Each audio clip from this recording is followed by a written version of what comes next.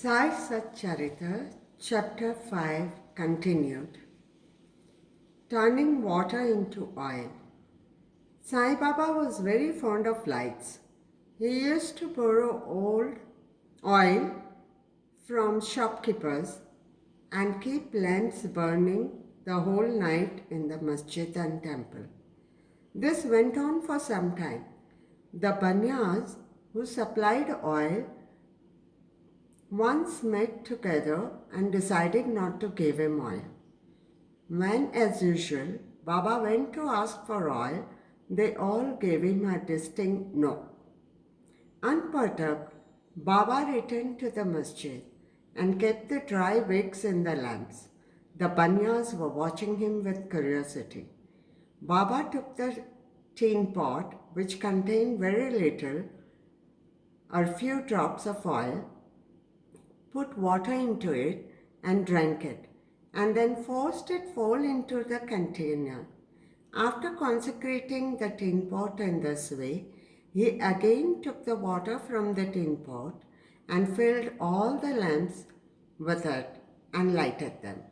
To the surprise and dismay of the watching Banyas, the lamps began to burn and kept burning the whole night. The Banyas repented and apologized, and Baba forgave them and asked them to be more truthful in future. The pseudo-guru Jawhar Ali. 5 years after the wrestling bout, the above-mentioned one fakir from Ahmednagar by name Jawhar Ali came to Rata with his disciples and stayed in a spacious room near Veerbhadra temple. The fakir was learned, could repeat the whole Quran, and had a sweet tongue. Many religious and devout people of the village came to him and began to respect him. With the help of the people, he started to build an idgah, a wall enclosure in which Mohammedans pray on Eid day, near the Veerbhadra temple. There was some quarrel about this affair, on account of which Jawhar Ali had to leave Rahata. Then he came to Shirdi and lived in the masjid with Baba.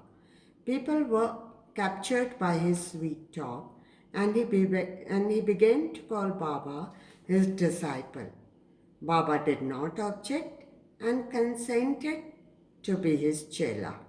Then both Guru and chela decided to return to Rahata and live there.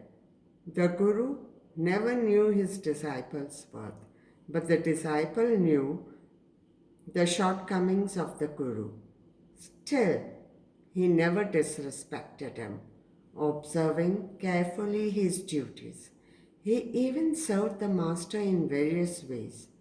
They used to come to Shirdi off and on, but their main stay was in Rahata.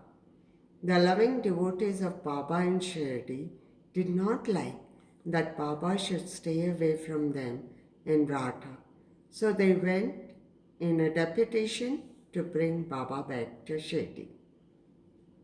When they met Baba near the Idgah and told the purpose for which they came, Baba said to them that the fakir was an angry, ill-tempered fellow. He would not leave him, and that they should better go back to Shirdi without him before the fakir returned. While they were thus talking, the fakir turned up and was very angry with them for trying to take away his disciple. There was some hot discussion and altercation, and it was finally decided that both the Guru and Chela should return to Shirdi. And so they returned and lived in Shirdi. But after a few days, the Guru was tasted by Devidas and he was found wanting. 12 years before Baba arrived in Shirdi with the marriage party, this Devidas, aged about 10 or 11 years, came to Shirdi and lived in the Maruti temple.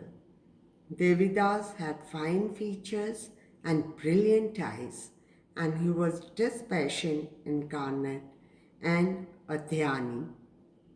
Many persons, namely Tatyakote, Kashinath, and others regarded him as their guru. They brought Jawahar Ali in his presence, and in the discussion that followed, Jawahar was worsted and fled from Shirdi. He went and stayed in Bijapur and returned after many years to Shirdi and prostrated himself before Sai Baba. The delusion that he was Guru and Sai Baba his Chela was cleared away, and as he repented, Sai Baba treated him with respect.